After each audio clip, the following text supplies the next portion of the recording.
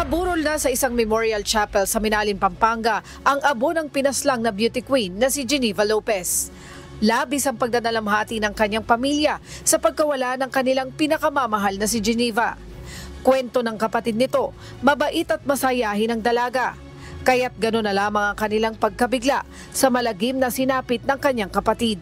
Naniniwala ang pamilya ni Geneva na maaaring pera o lupa umano ang dahilan kaya't pinatay ang dalaga maging ang Israeli boyfriend nito na si Yitzhak Cohen.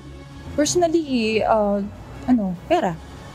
Lagi naman pera. Personally, lalo na kung may lupa, ganun. Pera or lupa, ganun. Nasa dalawa lang at hindi ko iniisip na galit sila sa personal na buhay ng dalawa kasi mababait yung dalawa na yan. Walang kasi hindi naman mag-i-stay yang si Chuck dito ng matagal sa Pilipinas kung talagang, 'di ba? Kung talagang masama yung ugali niya, ganun. Kung personal hatred para patayin sila. I don't think yun yung dahilan. Kaugnay nito, nananawagan ngayon ang kaanak ng mga biktima na sana ay mabigyan ng katarungan ang pagkamatay ng mga ito at makulong ang sino mang may kagagawa ng krimen.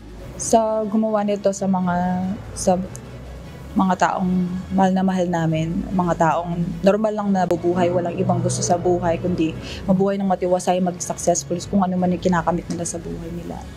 Ay wala kayong awa kasi ano ba yung naging dahilan ba't nyo kailangang kumuha ng buhay ng dalawang tao na wala namang ginagawang masama sa inyo. So sana darating ang araw na mananagot talaga sila. Samantala, nakatakda namang i-repatriate ngayong linggo pauwi ng Israel ang abo ni Cohen.